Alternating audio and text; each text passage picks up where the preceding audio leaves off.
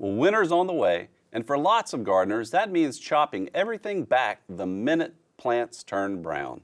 Well, today let's put a spin on that idea. Instead, let's cultivate winter joy with Shaman Jesus Garcia of the Herbal Action Project. Great to see you, Jesus. Thank you for having me here today. I want to first discuss about the Herbal Action Project, the purpose and renewal. What's this about? Herbal Action Project started with considering how we utilize different things in our garden that are going away in the season and bring them back into life. For this season, what we're connecting with is our tree branches.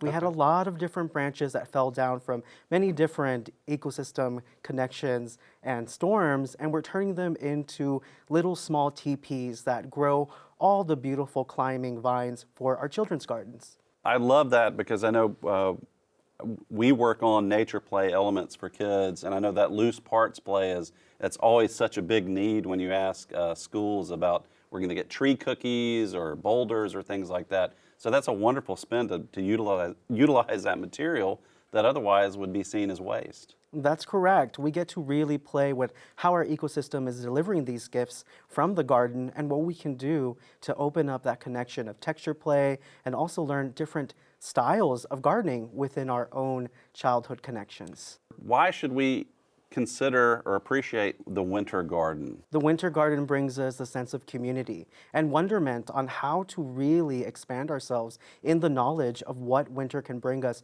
in the garden. For example, connecting a little bit more into the spirit of what a tree once was and how it's going to bloom in the spring. So it gives us an enjoyment on how to picture and design new gardens, but also a perspective on spiritual love and connection within the communities that the garden really brings us before they come back into life in spring. In science, it's a lot about, recycling of nutrients and all that, but really you're talking about this more of a healing or spiritual approach that acknowledges that tree or that other plant's existence and that, that circle of life coming back. That's wonderful.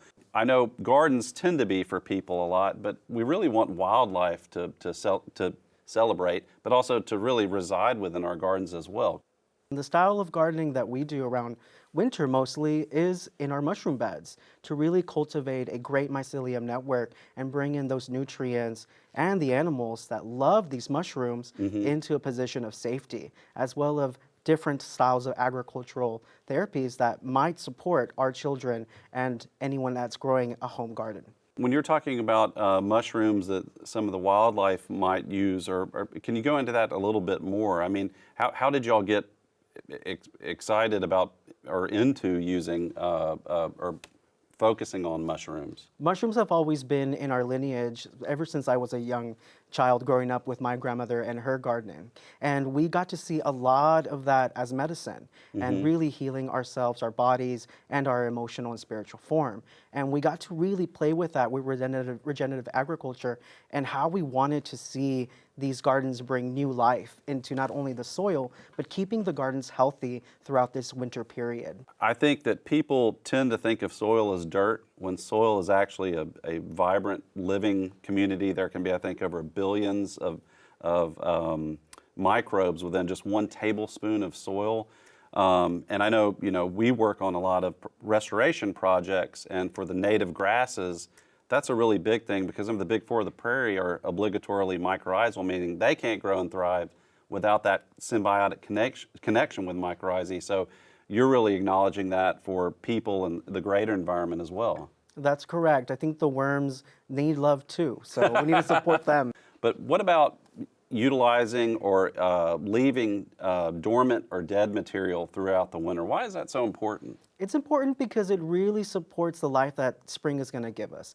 This is, of course, connecting to the insect life and how we want to support their young and their eggs and their particular kinship to the garden itself, and how we get to see that from a different perspective as a human, how life wants to thrive and be cultured and to be connected in a safe space, the way that children also want to be connected in safe spaces as well. Sure.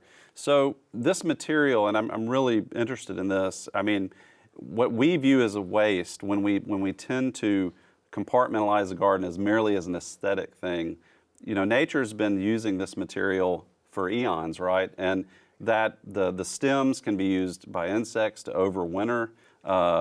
its nesting material. I mean, it's a wonderful resource that can be utilized by not just gardeners, but really the whole ecosystem. That's correct. Why do y'all also look at leaving leaves on the ground? I mean, shouldn't those just be swept up and pushed away and thrown away in a landfill?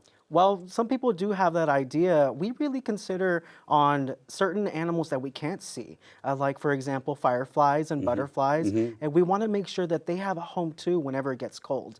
We're not the only ones that gets pretty cold, around wintertime. We Right. also want to see what develops after that, after a few months of noticing, well, we'll leave this here, and what new plants are going to grow here, or what plants that used to grow here are now popping up and saying hello to us. So do y'all look at just leaving in situ or on the ground? Or are you all also maybe doing stacks of logs? Or I'm just curious, like, how do you approach, setting up certain situations to support specific species? Yes, we have different cycles, and we try to implement almost all variety of knowledge within that as well with the education that we try to teach with our children.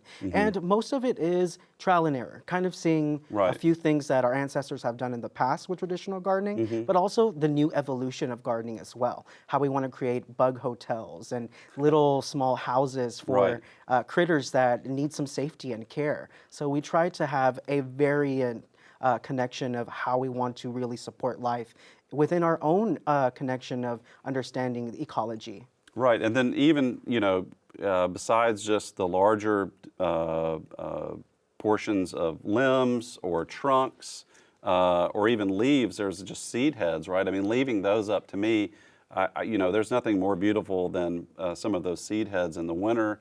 It still gives you that texture. But a lot of plants are still using that as seed dispersal. And one of my favorite things in the world is seeing a lesser goldfinch on some sunflower heads still going for seed. So how do y'all incorporate that as well with the kids? With the kids, it's really great because we do embody a Reggio Emilia style and loose parts connection. So we'll take some of those as projects. So we teach the teachers how to get those seed heads and really decorate them into floral bouquets that we can then hang outside as a gift for the elements and as a gift for the animals. And the children get to see that as we walk through our trails and see if those seed heads have been eaten and what ate it and what can we Right. tell is going around that one bouquet that isn't in another bouquet of dried seed heads. So this really looks towards the lessons of this cycle of life with kids, and it sounds like it's just really hard to get kids interested in nature. I'm joking, but I think that's a really pivotal point that they're able to get in there and look and see that other species are utilizing this space. Isn't a garden for us, but it's really a garden for yes. That's correct. And we get to really experiment that we're not only within our own child self as an adult, but also see the wonderment of the child as they teach us new lessons as well. Joni Mitchell has a wonderful quote on one of her songs that I think is really relevant to this. And we're a billion-year-old carbon, and we've got to get back to the garden. So I think looking at this aspect that y'all really promote is really wonderful and helps teach future generations, but even ourselves, a bit more of that connectivity to the earth. Yes, and it really is a fun connection to it as well. Well, Jesus, how can we follow you and learn some more about the wonderful work you're doing? Yes, you can follow us online at herbalactionproject.com. Well, Jesus, thank you so much for coming today. This has been a wonderful discussion. I love getting down with dormancy. I like to say we got to get down with brown because it's really something that should be celebrated. Now let's check in with Daphne Richards.